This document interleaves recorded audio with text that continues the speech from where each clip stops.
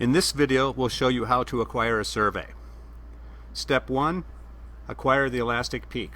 The beam voltage is set to 2 kV. You always want to do an elastic peak first because that sets the CMA end of optics to target distance.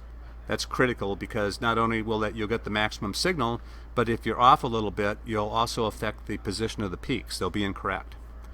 So our elastic peak is correct. So now to do a survey, I will ramp the beam voltage up to 3000 volts. And again, for this particular PC that I'm using, this laptop, it's not the up arrow doesn't work for me, so I have to just keep tapping it. But you could just scroll it up.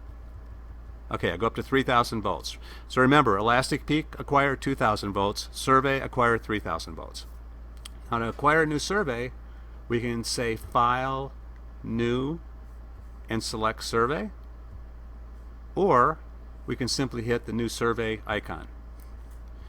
Most of your surveys are going to be from 30 to 1030 EV. Quite often, though, you may not have peaks above 500, 600 EV in that range, and in which case you could scan from, say, 30 to 630. We like to start at 30 because rather than 0, because there's so much low energy peaks below, essentially below 30 EV that it's not really helpful data, and it just skews the scale.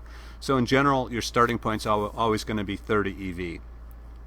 So 30 EV, 1030 EV, 1 EV per step, 10 sweeps at 25 milliseconds. Target current, in this case, is 300 nanoamps. I'll just type that in. And acquire.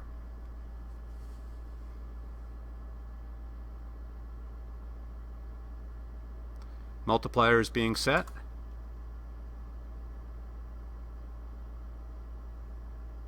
And this is our first sweep.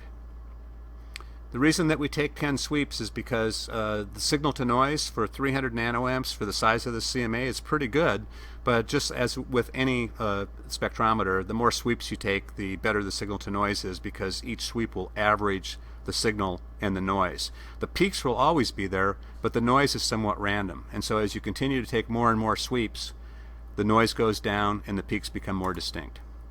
Okay, we'll pause this for a second and let the sweeps continue. This is the final sweep. Oh, it's not. It's 9 out of 10. Okay, so we have one more sweep after this. Let's talk a little bit about surveys then. Surveys are useful. What they are is they're a wide range scan. You'll take a survey if you're not sure really of what peaks you may find or what elements may be on your sample. Or if, in this case, we're taking a wide scan because we know that there are some high energy peaks up around, in this case, 920 differentiated. The other thing about surveys is that the data is acquired in N over E, or counts over energy, and the data, however, is quantified in the differentiated mode. So you would have to differentiate the data. And we have this set up, I believe, to automatically differentiate at the end of the sweep, which is coming up. Let's see. Yes, there we go. So that is how you acquire a survey.